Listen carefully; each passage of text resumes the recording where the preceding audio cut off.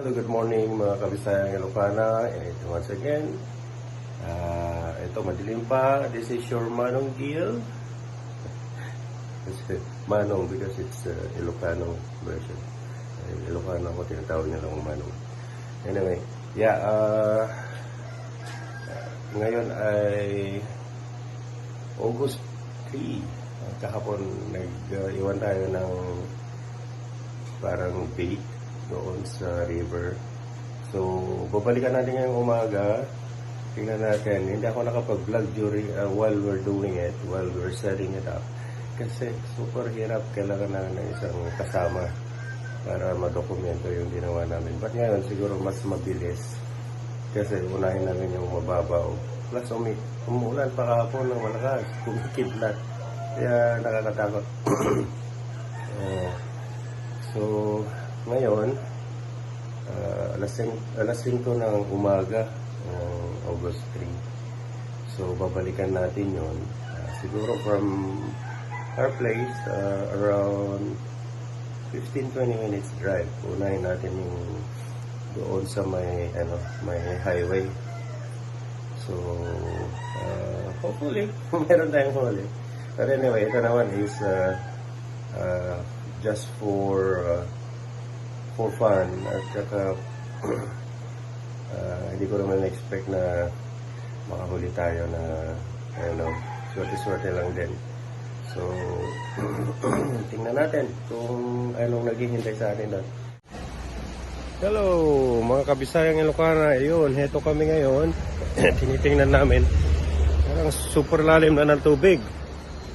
So hopefully hindi na anod yung ating nilagay at makuha pa natin. So si Kalag babasa, tatan pa lang tayo, Jojo ka.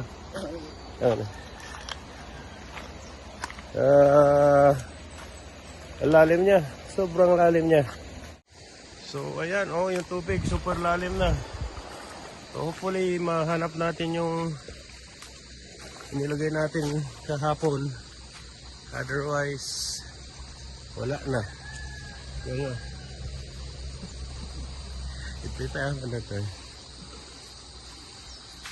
Umulan yata sa taas kagabi. Kaya ito. Dito lang natin nilagay siguro yung meron tayong huli dyan, ano?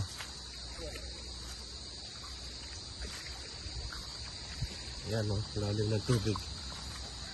Tingnan natin kung mahanap natin kung nasaan yung ating pinalagyan. Yan, yung padasan ng asawaran. Ito isa ito.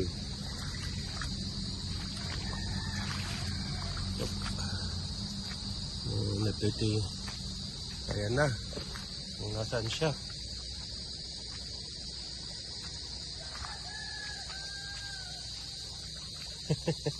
Ayan, ang hirap ng buhay na how much more doon sa yung nilagay namin doon sa malayo. Baka wala na. Ajay sinilas. Wino alas asam latan, mamaminsa to para gurnosan. Baka makulgurno. Anak mo tayan, papa. Awa mo tinari nam, mga nadagsan.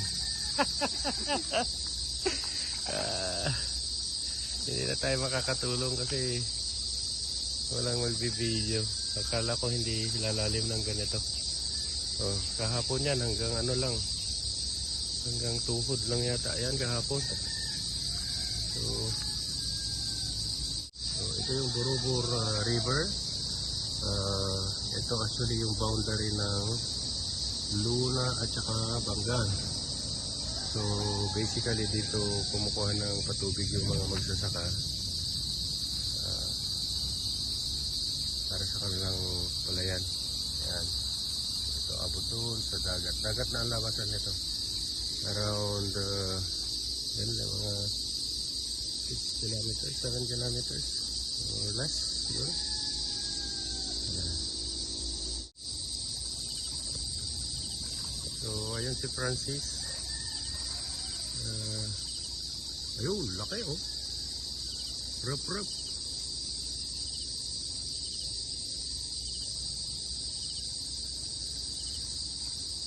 Rup, rup. Pinatiliw na.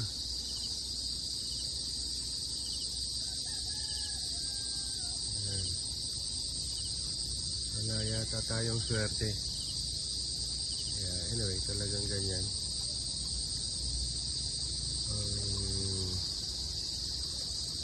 Magpipishing. Ayan. Mukhang better luck next time. Ayun. Okay lang yan. Ano yan eh. Yung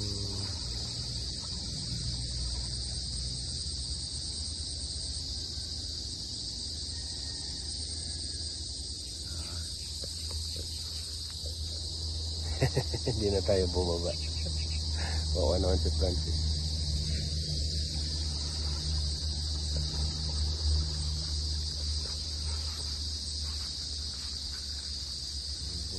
So ayan si Francis. Kinuha niya yung isang, actually yun yung second to the last namin na nilay. Excuse me.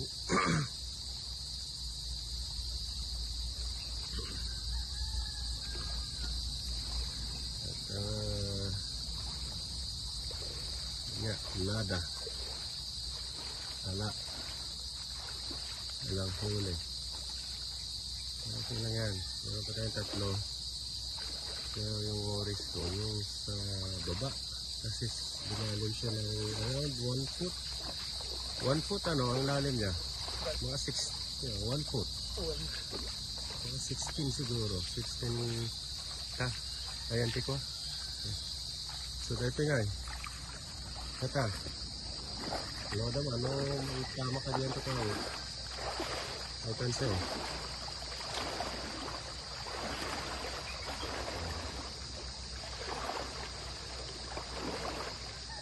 Gatan.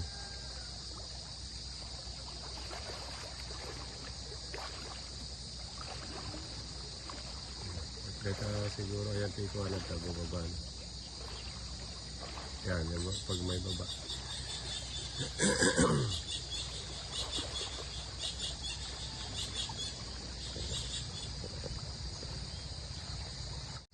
Wow, so far positive nakakuha ito, pero ang problema pinutol nila yung hook natin. So ibig sabihin na nakahuli ito na malaki.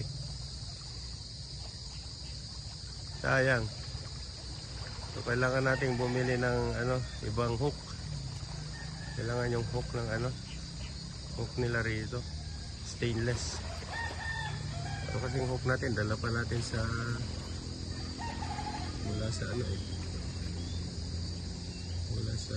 Las Vegas, yung pinagpipishing natin ng mga kasi pag nakahuli ito ng malaki sigurado balik. Malakas ang hatak nito mga igat eh. So ayan, tingnan natin. Ito pang katikatawan balong. Kakitaan ta dyan sima. Ipakita ta.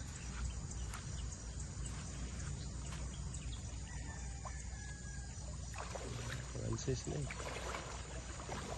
Sayang. Data saan mo?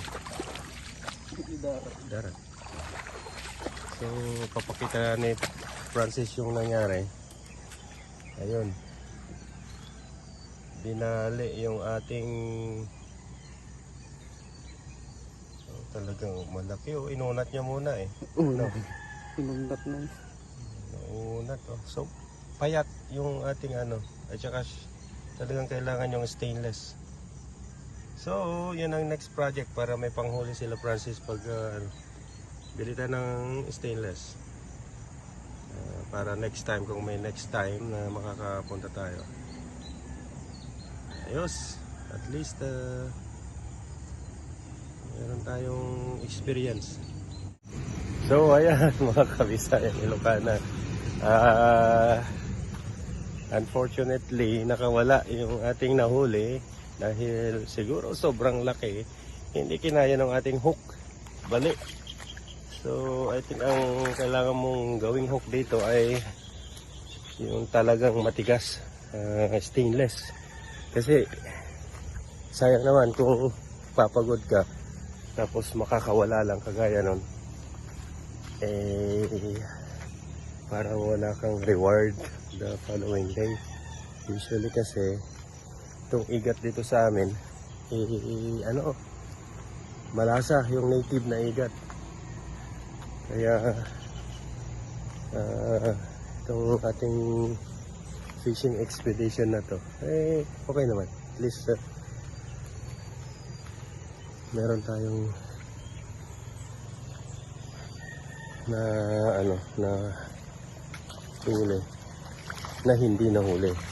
Ay, hindi pala. Mayroon tayong nahuli na nakawala dahil binali niya yung sima. Meron tayong istorya. Kumbaga, sayang lang. Okay. Pupunta na kami doon sa baba. Yun, medyo malalim ang tubig doon. At saka maano yung yung lupa. Yung mud, super lalim, more than yung lumusok ako kahapon.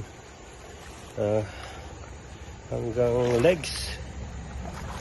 Hanggang thigh. So, plus tumaas pa ng mga more than 1 foot na tubig. So baka hanggang leg na yon. Tapos ang lakas pa ng agos doon sa kabila. So ito yung daan papunta doon sa baba. Mga 10 minutes drive lang siguro hanggang doon. So simentado naman. Kaya yun. Normal sa sasakyan natin. Pero yun lang ang inaalala ko, baka malalim na. Maanod tong ating kasi magaling daw siya lumangoy, kaya okay lang. So heto ngayon tayo sa actually ito yung nauna natin inilagay. So ayan siya. At ang lalim. Lalim, sobrang lalim. So tingnan natin si Francis doon. So yun si Francis.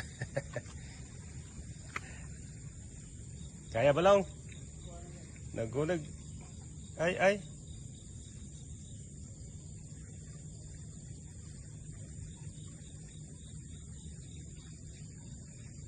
Awana na oray adda maala na ke hantang ekspektara na keno po udanda mo di si mata nya pa ngay. Pinutod naman. Alas usamlatan.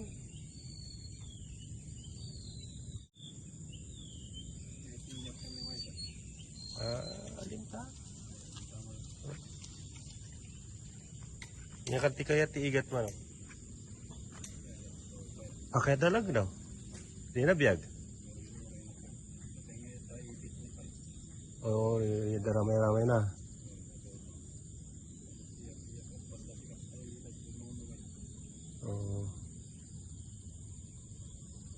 Rup lagi tanin ay pinabaribara mi dati di rabi malog awana na taray ti rup siguro.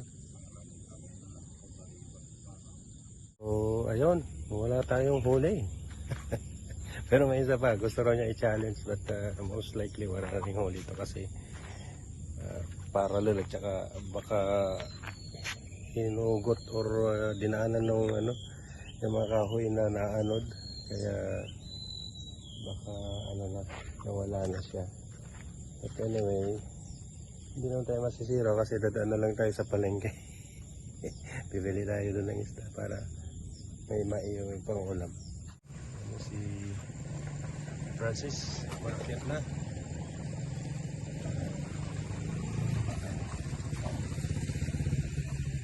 Madam.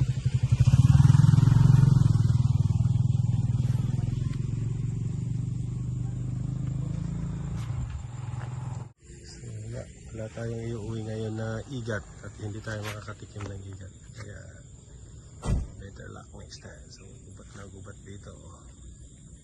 Daming saging.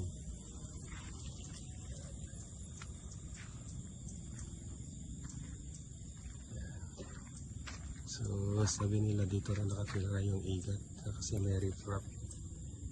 Yung simento na yan, sa ilalim yan, doon sila sumusot, doon sila nagtatago. So kaya maraming nanguhuli dito. Kaso tayo walang nahuli.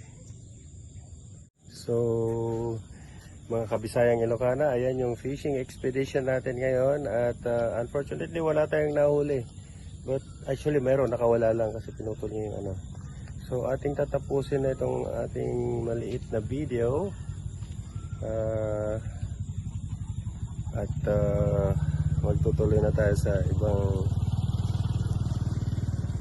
ibang plano ulit. Anyway, may nakita ako nung kabataan namin. Ito, kinakain namin pag nahinog. Hindi ko lang alam pangalan niya. Sandali. Kung alam niyo to, please comment below. Pero tinanong ko dito sa kasama ko kung anong pangalan. Hindi rin niya alam. So isa siyang vine na natatagpuan kung saan saan. Usually ito. Meron siyang laman dyan. Pag naging yellow na yan, may mga buto. Yung kinukolekta namin nung bata kami. Kinakain pag nasa bukid. So marami siya dito. Ayan o. Marami siya. Ayan. Hindi ko lang maalala kung anong pangalan yung vine na yan. Pero ha? Okay. Kinakain namin yan pag hinog. So ayan, mga kabisayang Ilocana, nakita ko kasi kaya kinuhanan ko na. At comment lang kayo sa baba kung anong pangalan yan sa inyo. Salamat! Bye! Hello, kabisayang Ilocana. Once again, ito si Manong Gil. So ito yung continuation ng ating vlog, Kitang Expedition. So hindi ko na-document yung the whole na nangyari since kahapon nung mag-lay kami ng kitang. But ito yung outcome ng aming paglilay ng kitang.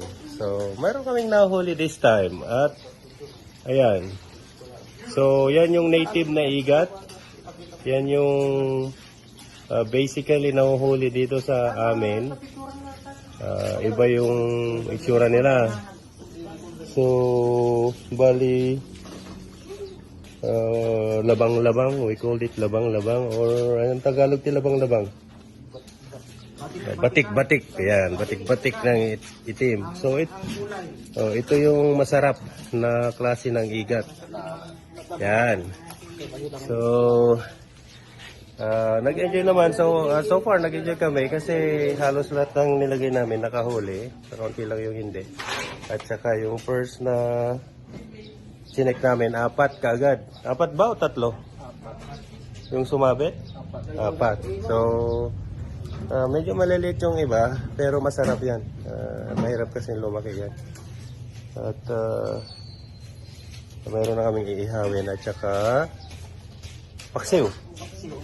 Yung mamuap gada natin, no? Ayan siya.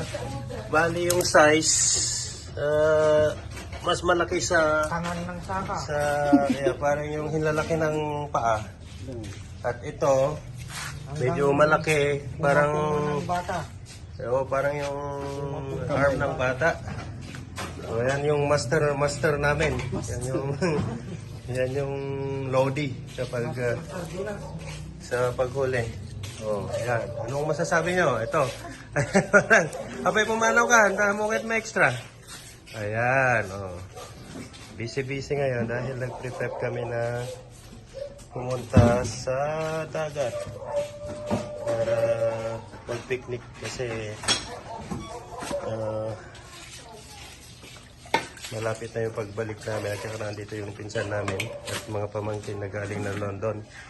So kasama namin mag-picnic. Anyati makuna Master Dino. Masaya siya kasi last time muntik na kaming masiro. Yeah, pero ngayon, so far, success. Ang siguro ko bantyaw ito. Yan. So, yung minimiti natin na matikman ay ito. Ito na.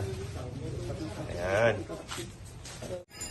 Okay, mga kabisayang Ilocana, dito nagtatapos yung ating vlog ng paghuli ng igat o pangingitang. At sana nagustuhan nyo yung ating vlog ngayon. At pag-like na kayo, mag-subscribe at comment below. Okay, salamat. Bye!